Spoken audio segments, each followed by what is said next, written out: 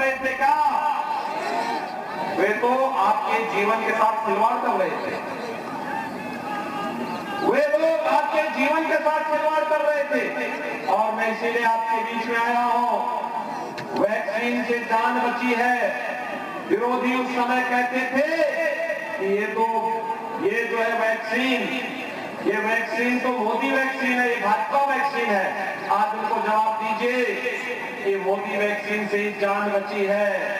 इसी मोदी वैक्सीन और भाजपा वैक्सीन से जान बची है तो वोट भी यही जाएगा। बोलेंगे? सभी लोग सहमत हैं? भाइयों बहनों, विरोधियों को जवाब देने की आवश्यकता है। और अब तक की किसी भी महामारी में एक काम होता था, बीमारी से तो मौत होती थी, उससे ज्यादा मौतें होती थी भूख से। डबल इंजन की सरकार है, 2 बार राशन मिल रहा है कि नहीं मिल रहा है? मिल रहा है ना? ये राशन क्या 2017 के पहले भी मिलता था? आज मिल रहा है ना? 2017 के पहले भाइयों बहनों यही राशन सपा के गुर्गे खा जाते थे। मायावती जी बहन जी का जो हाथी है ना, हाथी के पेट में सबका राशन चला जाता था, गरीबों का राशन चला जाता था।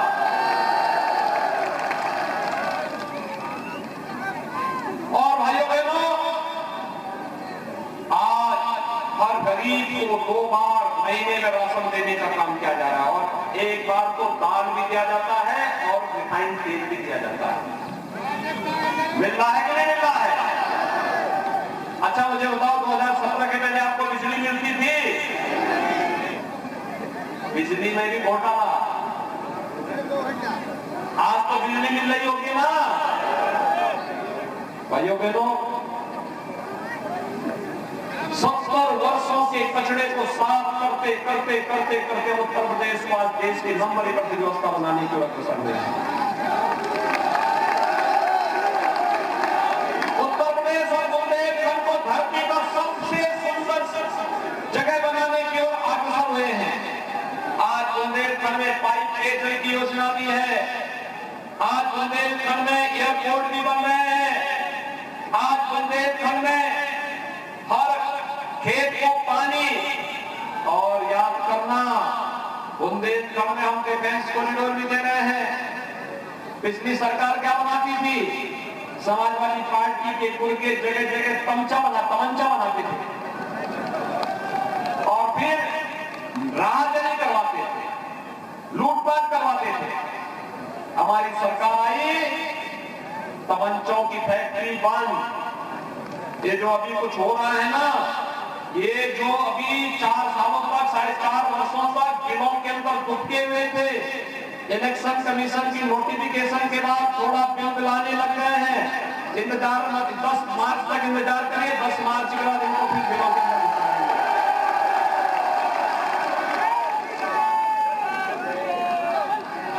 भाइयों बहनों, हर घर की योजना भी और डिफेंस कॉरिडोर भी बन रहा है। जब ललितपुर का नौजवान बुंदेलखंड एक्सप्रेस वे के किनारे बन रहे बुंदेलखंड में डिफेंस कॉरिडोर में बन रही तोप पर बैठ करके जब दुश्मन की सीमा में घुसेगा और वहां गरजेगी तो दुश्मन के छक्के छूट जाएंगे और बुंदेलखंड वीर और वीरांगनाओं की धरती मुस्कुरा उठेगी।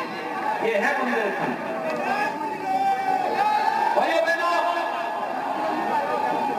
फर्क साफ है। भारतीय जनता पार्टी ने 2017 में जो कहा सो करके दिखाया है। हमने कहा था ना अयोध्या में भगवान राम का मंदिर बनेगा, आज बन रहा है ना।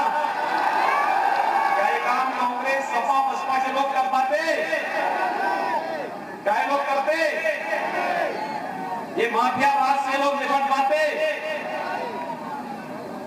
विकास का कार्य ये लोग करा पाते? राशन है, बिजली है, ये लोग दे पाते?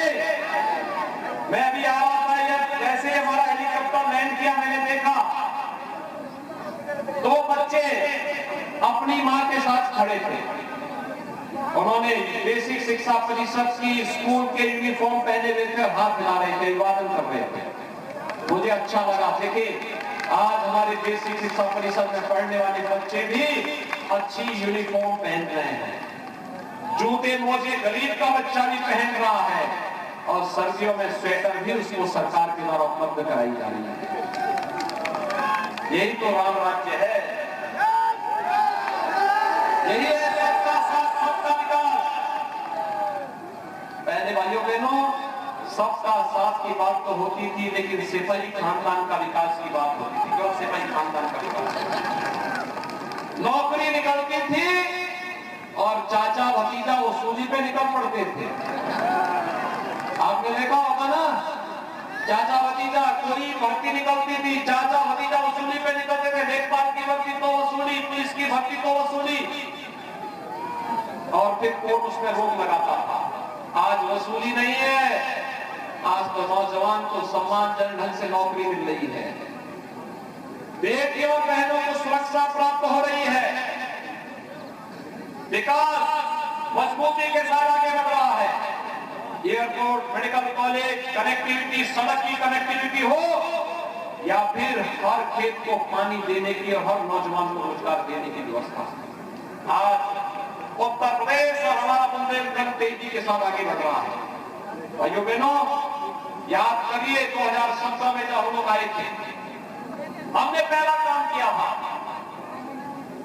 86 लाख किसानों का 36,000 करोड़ रुपए के कर्ज माफी का, और ललितपुर में 55,800 से अधिक किसानों का कर्ज माफ हुआ था। 55,815 किसानों का।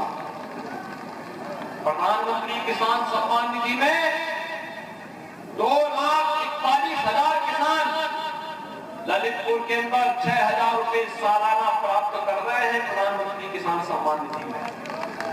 और भाइयों बहनों, समाजवादी पार्टी ने दिव्यांगजनों की, विधवा महिलाओं की और वृद्धजनों की पेंशन रोक दी थी।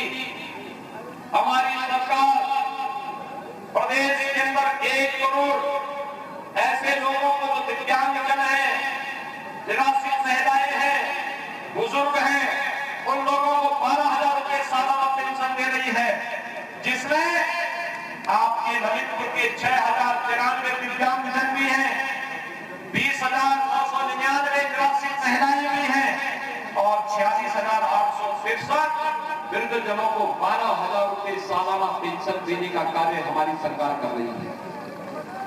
भाइयों बहनों, अगर मैं प्रधानमंत्री आवास योजना की बात करूं, प्रधानमंत्री आवास योजना समाजवादी पार्टी की सरकार ने, गौर से सुनना, समाजवादी पार्टी की सरकार ने